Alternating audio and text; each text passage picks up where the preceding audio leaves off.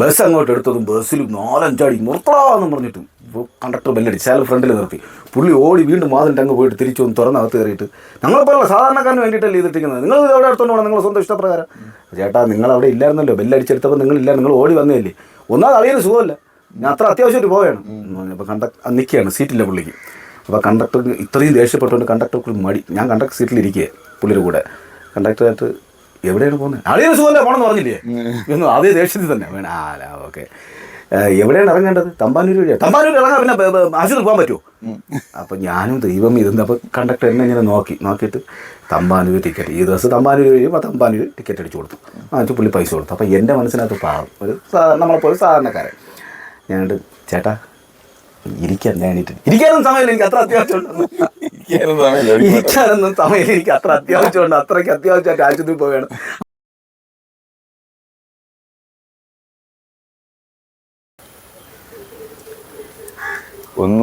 ഒന്നും പറയണ്ട, മൊത്തം കലാകാരന്മാരുടെ ഒരു ഏരിയയിലാണ് വന്നു വിട്ടിരിക്കുന്നത്. കാട്ടാക്കട പരിസരങ്ങളിൽ എത്രയോ കാലങ്ങളായിട്ട് അറിയാവുന്ന എത്രയോ കലാകാരന്മാർ, സംഗീതത്തിലാവട്ടെ പിന്നെ സ്റ്റേജിലാവട്ടെ എത്രയോ പേര്.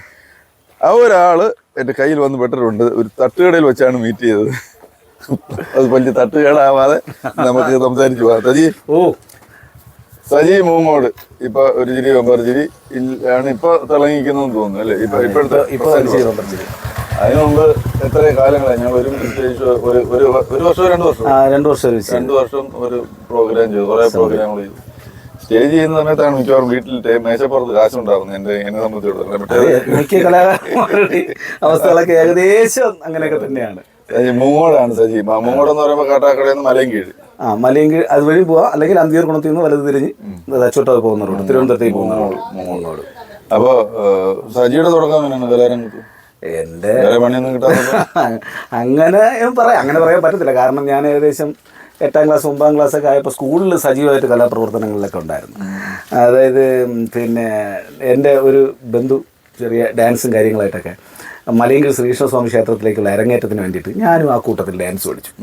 ക്ലാസിക്കലായിട്ടൊക്കെ പഠിച്ചത് അന്ന്. ഇപ്പം ചോദിച്ചറിയില്ല, അന്ന് ഭയങ്കര പഠിത്തമൊക്കെ ചെറിയ പ്രായം, നാടോടി നൃത്തം ഇതൊക്കെ അങ്ങ് ചെയ്യുമായിരുന്നു. അപ്പോൾ അങ്ങനെ പിന്നെ അനുകരണം, മിമിക്രി എന്ന് പറയുമ്പോൾ അന്ന് അനുകരണമാണ്. 2 അനുകരണം പറഞ്ഞാൽ ഭയങ്കര കൈയടിയും പോസിറ്റീവാണ്. അങ്ങനെ 2 അനുകരണമൊക്കെ പറഞ്ഞപ്പോൾ മലയൻകീഴ് ജംഗ്ഷനിലെ ഗിരീഷ് പ്രഭ, അതുപോലെ വിഷ്ണു കൈലാസ്, മഹി, അജയൻ, ചന്തു പണിക്കർ, അങ്ങനെയൊക്കെയുള്ള ജഗദീഷ് പ്രസാദിൻ്റെ തുടക്ക സമയം.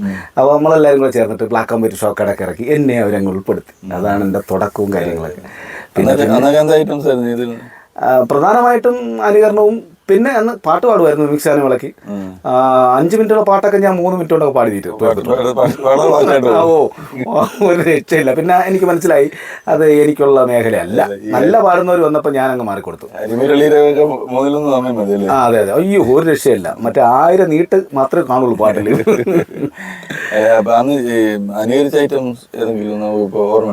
അനുകരണം അന്ന് അനുകരണം പറഞ്ഞതൊന്നും സത്യം പറഞ്ഞാൽ ഇപ്പോൾ ഈ അനുകരണം ഇപ്പോൾ മറ്റേ LED വാളിൽ അവർ സ്പോട്ട് ഡബിങ് ആയിട്ട് മാറി. പിന്നെ ഒരാൾ തന്നെ 50-100 ഒക്കെ പറഞ്ഞു ഞെട്ടി തൊണ്ടടച്ചിരിക്കുകയാണ്. നമ്മൾ 2-3 ഒക്കെയാണ് സാധാരണ പറഞ്ഞുകൊണ്ടിരുന്നത്. അതും ഇപ്പോൾ വേദിയിൽ പ്രാക്ടീസ് ഇല്ല. നമ്മളിപ്പോൾ മെയിനായിട്ട് കോമഡിയാണ് സാധാരണ ചെയ്യുന്നത്, സ്കിറ്റുകൾ കളിക്കുന്നു. അപ്പോൾ അതുകൊണ്ട് അതിന് വേണ്ടിയിട്ടുള്ള ആൾക്കാരുണ്ട്. അപ്പോൾ അവർക്ക് വേണ്ടിയിട്ട് അങ്ങ് മാറിക്കൊടുത്തതാണ്. എങ്കിലും ഇടയ്ക്കൊക്കെ ആഗ്രഹങ്ങളൊക്കെ ഉണ്ട്. ആഗ്രഹം ഒരെണ്ണം തീർത്താൽ കൊള്ളാമുണ്ട്. പക്ഷെ ചിലപ്പോൾ ചീറ്റത്തില്ല. ഓക്കെ, എങ്കിൽ ചുമ്മാ വെറുതെ ഡയലോഗൊക്കെ ഞാൻ ഉണ്ടാക്കുന്ന സിനിമയിലുള്ള പല ഡയലോഗുകളെല്ലാം കൂടെ ചേർത്ത് വെച്ചിട്ടൊക്കെയാണ് ഞാൻ സാധാരണ പറയുന്നത്. അത് ഏതനുകരണം പറഞ്ഞാൽ സിനിമയിലുള്ളത് മാത്രമായിട്ട് പറയാൻ ശ്രമിക്കാറുണ്ട്. ഇപ്പോൾ ബാലേന്ദ്രനെ ഞാൻ പറയുമായിരുന്നു. അപ്പം പുള്ളിയുടെ പല സിനിമയിലെ സംഭവങ്ങൾ രജനീകാന്ത് പറയുമായിരുന്നു. അപ്പോൾ അത് ഇതല്ലേ പ്രകാശ് രാജ് പറയുമ്പോൾ ഇതേപോലെ ഒരു സിനിമയിലുള്ള പല സിനിമയിലുള്ള സംഭവങ്ങൾ ഒരുമിച്ച് ഞാനൊരു എഡിറ്റിങ് ചെയ്യും. അപ്പോൾ ഞാൻ വെറുതെ ഒന്നും ക്ലിയർ ആവില്ല. എൻ്റെ അടുത്ത് എന്തെങ്കിലും തെറ്റുണ്ടെങ്കിൽ ക്ഷമിക്കണം. ഇതിൻ്റെ നല്ല രീതിയിൽ പറയുന്ന ആൾക്കാരുണ്ട്, അവർ കളിയാക്കരുത്. ഞാൻ മലയാള സിനിമയിൽ കഥ, തിരക്കഥ, സംഭാഷണം, സംവിധാനം എന്ന് പറഞ്ഞ എല്ലാ സംഭവം ചെയ്യുന്നത് നമ്മൾ ബാലേന്ദ്രനാണ് പണ്ട് മുതലേ. ഇപ്പോൾ പല ആൾക്കാരും ഉണ്ട്, പുതിയ ആൾക്കാർ ഒരുപാട് പേരുണ്ട്. തമിഴിൽ ഇതെല്ലാം കൂടുതൽ ചെയ്യുന്നതെന്ന് ഞാൻ പറയുന്നത് പ്രകാശ് രാജിനെയാണ്. പ്രകാശ് രാജിനെ ചുമ്മാ വെറുതെ ഒന്നായിരിക്കും. ദുഃഖം വരാതമ്മ, ദുഃഖം വരാതെ, ദുഃഖം ഉള്ളേ இருக்காங்க, ദുഃഖം സുട്ടി വരുവാണ്ട് എവ്വളോ പറയും നടിക്കണ്ട ശിവാജി പാത്രക്കെ തിരുപാത്ര കമലപാത്രക്കെ ചലാ ഐ ലവ് യു. അത് അവസാനം വന്നപ്പോ മറ്റേ വടിവേലു അതല്ലേ പറഞ്ഞത്. അങ്ങനെയൊക്കെ ഉള്ള ഓരോരോ കാര്യങ്ങൾ. ഇപ്പൊ ഈ മെമ്പർ ചിരിയില് ഇപ്പൊ കൂടുതൽ കുറെ മെമ്പർ അടിച്ചു കൂടുതൽ ഹിറ്റ് ആയിട്ടുള്ള ഇത് സംഭവം പറഞ്ഞാൽ ഞങ്ങള് സിനിമാ താരങ്ങളുടെ സിനിമ പ്രൂഫ് ചെയ്യുന്ന സംഭവം ഒരുപാട് ചെയ്തു. അപ്പോൾ ഇതിനകത്തൊരു പ്രത്യേകത എന്ന് പറഞ്ഞാൽ സിനിമാ താരങ്ങൾ അനുകരിച്ച് ചെയ്യുമ്പോൾ പറ്റുമെങ്കിൽ മാക്സിമം ആ എപ്പിസോഡ് 4 മിനിറ്റുള്ള സംഭവം തീരുന്നത് വരെ ആ അതേ മാനറിസവും അതേ ഡയലോഗിൻ്റെ സ്ലാങ്ങും പിടിച്ച് വരികയാണെന്നുണ്ടെങ്കിൽ അതൊരു നല്ല വിജയമായിരിക്കും. അപ്പോൾ പലപ്പോഴും അങ്ങനെയുള്ള സംഭവങ്ങൾ നല്ല അല്ലാത്ത സ്കിറ്റും ചെയ്തിട്ടുണ്ട്, വമ്പർ അടിച്ചിട്ടുണ്ടെങ്കിൽ ശരി തന്നെ. ഞാൻ സത്യനും പുലിമുരുകനും കൂടി ഒരു വേദിയിൽ വരുന്നത് നമ്മളൊരെണ്ണം ചെയ്തിട്ടുണ്ട്. അതായത് സത്യൻ കറുത്തമ്മയ്ക്ക് വേണ്ടിയിട്ട് പുലിനഖം എടുക്കാൻ പറഞ്ഞതും മറ്റേ പുലിമുരുകൻ പുലിയെ പിടിക്കാൻ വരുന്നത്, അത് രണ്ടുപേരും കൂടി ഒരിടത്ത് വന്നാൽ എങ്ങനെ, അങ്ങനെ ഒരെണ്ണം ചെയ്തിട്ടുണ്ട്. അത് നല്ല ഇഷ്ടപ്പെട്ടു. ഞാൻ സത്യനായിരുന്നു. പിന്നെ എൻ്റെ കൂട്ടത്ത് ശ്രീകുമാർ കുന്നത്തൂർ ഇപ്പോഴും അങ്ങനെ തന്നെയാണ് നമ്മൾ പുള്ളി പുലിമുരുകൻ. പിന്നെ അത് പോയിട്ട് ഞങ്ങൾ 2 തിലകന്മാർ ആദ്യമായിട്ടാണ് 2 കഥാപാത്രങ്ങൾ. സാധാരണ 2 സിനിമയിലുള്ള കഥാപാത്രങ്ങൾ വരും. ഇത് ഒരേ താരങ്ങൾ 2 സിനിമയിലുള്ള, അതായത് തിലകൻ്റെ 2 വർഷം, ചാക്കോ മാഷും മറ്റേ ഇതിലെ നമ്മുടെ നരസിംഹത്തിലെ മോഹൻലാലുണ്ടല്ലോ, ഇന്ദുചൂടൻ്റെ അച്ഛൻ, ഇത് രണ്ടുമായിട്ട് ചെയ്യും. അപ്പോൾ ഞാൻ കുറേ കാലം കൊണ്ട് ഞാൻ സത്യം പറഞ്ഞാൽ വേദിയിൽ ഫീമെയിലായിട്ട് പെൺവേഷം കെട്ടി ചെയ്തിട്ടില്ല, ഈ മീശ എടുത്തുള്ള പരിപാടി. പക്ഷേ നമ്മൾ പറഞ്ഞു കൊടുക്കും മാനേഴ്സ് അങ്ങനെ പറഞ്ഞു കൊടുക്കും, പക്ഷേ നമ്മൾ ചെയ്തിട്ടില്ല. പിന്നെ അതുപോലെ മീഡിയയിൽ മീശ എടുത്ത് നമ്മളിങ്ങനെ ഫീമെയിൽ വേഷമോ വേറൊരു വേഷമോ ചെയ്തിട്ടില്ല. ഞാൻ കുറേ കാലത്തിന് ശേഷം തിലകനാകാൻ വേണ്ടിയിട്ട് അത് മീശ എടുത്ത് ചെയ്ത ഒരു സംഭവമാണ്. അത് വലിയൊരു സക്സസ് ആയിരുന്നു. കുടുംബം, കുട്ടികൾ, അമ്മ, അച്ഛൻ, സഹോദരി വിവാഹം കഴിഞ്ഞു, മക്കൾ പഠിക്കുന്നു, അങ്ങനെയൊക്കെ. കലാകാരൻ തോന്നിട്ട് ചിലരെ ചോദിക്കത്തില്ലേ അതുപോലെ ഒരുപാട് പേര് വഴി കാണുമ്പോൾ ചോദിക്കുന്ന ഒരു ചോദ്യം, എല്ലാം കിട്ടുമോ, ജീവിക്കാൻ പറ്റുമോ? അങ്ങനെയൊക്കെ അങ്ങ് പോകുന്നു എന്നുള്ളതാണ് ഇതിൻ്റെ പിന്നാമ്പുറത്തിലേക്ക് ചകഞ്ഞു കഴിഞ്ഞാൽ. സത്യം പറഞ്ഞാൽ ഒരു സാധാരണക്കാരനായ കലാകാരൻ പറയാൻ പഠിക്കുന്ന ഒരുപാട് കാര്യങ്ങളുണ്ട്. ഷൂ ചിലപ്പോൾ 2 എണ്ണം കാണും, ചിലപ്പോൾ 1 എണ്ണം ഉണ്ടാവുള്ളൂ. അതൊക്കെ തേച്ച് മിനിക്കുന്നല്ല. സത്യം പറഞ്ഞാൽ 10 എണ്ണം ഉള്ളതിനേക്കാളും നല്ല രീതിയിൽ ഷൂട്ട് കൊണ്ടുപോകും. അതേപോലെ തന്നെ ഉള്ളതിനെ തേച്ച് മിനിക്ക് നനച്ച് യൂസ് ചെയ്യുന്നു എന്നുള്ളതാണ്. പുറം കാഴ്ചയിൽ ഓക്കെ. എൻ്റെ അടുത്ത് ഇന്ന് രാവിലെ ചോദിച്ച്, എടാ ഈ ബമ്പറടിക്കുന്ന പൈസയൊക്കെ എവിടെയാടാ കൊണ്ടിടണേ? ഇതിൻ്റെ വശങ്ങൾ വേറെയുണ്ട്. ആഴ്ച ചിട്ടി, മാസം ചിട്ടി, കണക്ക് പറഞ്ഞ ഒരുപാടുണ്ട്. വീട്ടിൽ ചില വണ്ടിയിലെ പെട്രോൾ, കുഞ്ഞുങ്ങളെ ഫീസ്, വീട്ടുവാട എല്ലാം കൂടെ വരുമ്പോൾ സത്യം പറഞ്ഞു കഴിഞ്ഞാൽ കിട്ടുന്നതിനേക്കാളും വലിയ. ഞാൻ ഈ ചില ആളുകളെ കാണുമ്പോഴേ കവലിലൊക്കെ നിൽക്കുന്ന വളരെ കൂളായിട്ടിരിക്കുന്ന ചില ആളുകളെ കാണുമ്പോൾ ഞാൻ ആലോചിക്കും, ഇവർക്ക് മാസം അടവൊന്നുമില്ലേ? ഈ 1-ാം തീയതി തുടങ്ങിയിട്ടും ഓരോ മാസം അടവുകൾ EMI ഒക്കെ വരുമ്പോഴത്തേക്ക് കൂളായിട്ട് നിൽക്കുന്നവൻ്റെ ഉള്ളു നമുക്ക് കാണാൻ പറ്റുന്നില്ല. അവൻ നിന്ന് എരിയുന്നുണ്ടായിരിക്കും.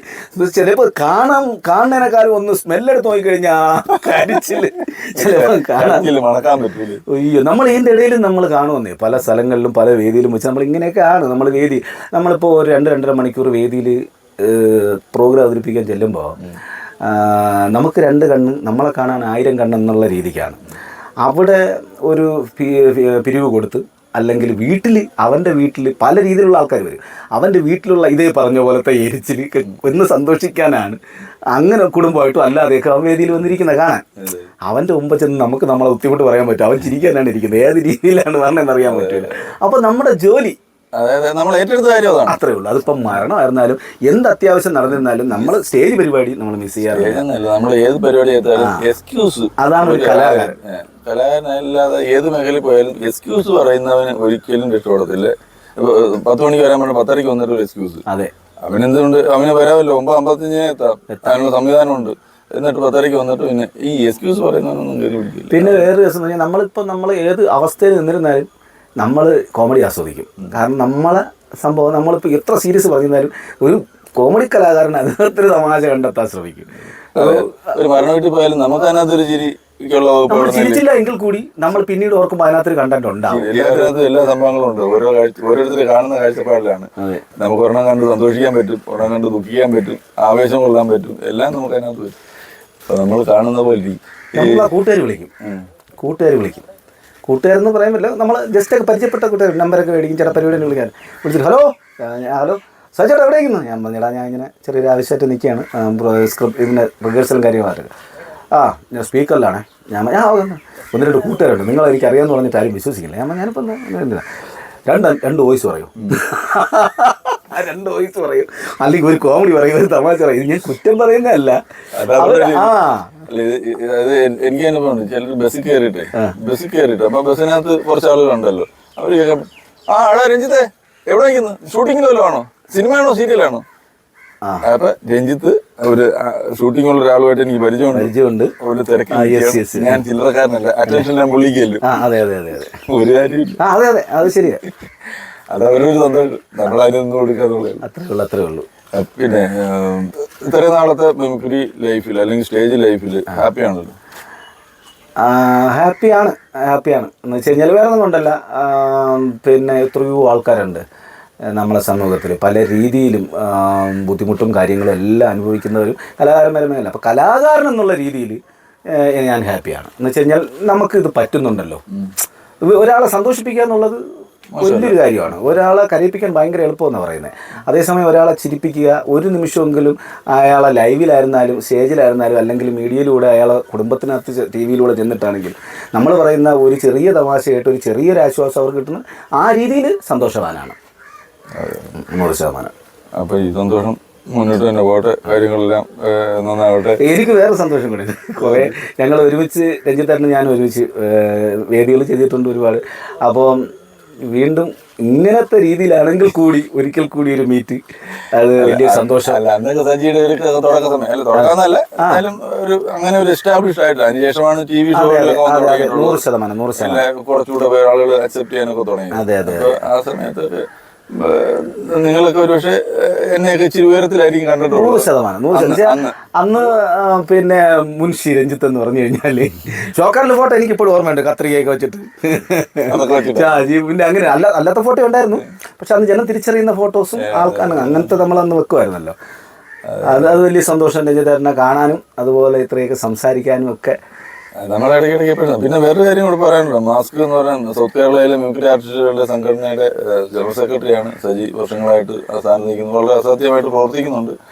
അതൊക്കെ തന്നെ അതിനിടയിൽ സമയം കണ്ടെത്തി അങ്ങനെ ഒരു സംഘടനയെ പ്രവർത്തിക്കുക എന്ന് പറയാൻ തന്നെ അതൊരു നന്മയുള്ള ആൾക്കേ പറ്റുള്ളൂ അങ്ങനെ പ്രവർത്തിക്കുക. അതിനകത്ത് ഒരു സംഭവം കൂടെ ഉണ്ട്, ആരും ഏറ്റെടുക്കാത്തതാണോ എനിക്കിട്ട് പണി തരണമാണെന്ന് അറിയില്ല. എല്ലാ വർഷവും ഞാൻ തന്നെയാണ് സെക്രട്ടറി.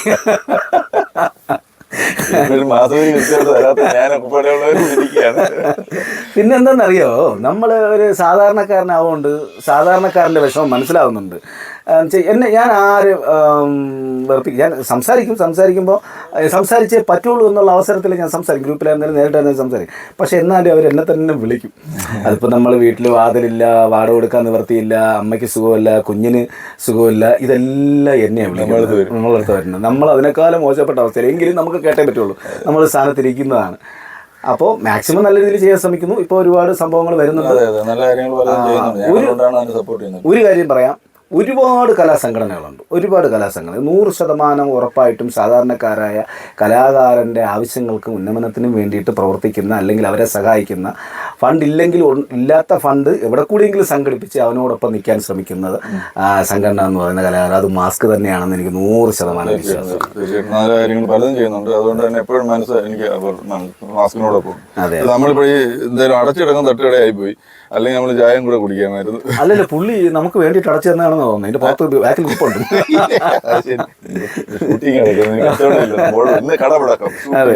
അതെ.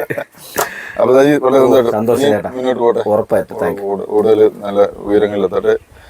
ഇതുപോലുള്ള കലാകാരന്മാരുമായിട്ട് നമ്മൾ സംസാരിക്കുമ്പോഴുള്ള അതിന്റെ സന്തോഷം അവർക്കല്ല, നമുക്കാണ് കൂടുതൽ കിട്ടുന്നത്. നമ്മൾ നാളെ കാണും.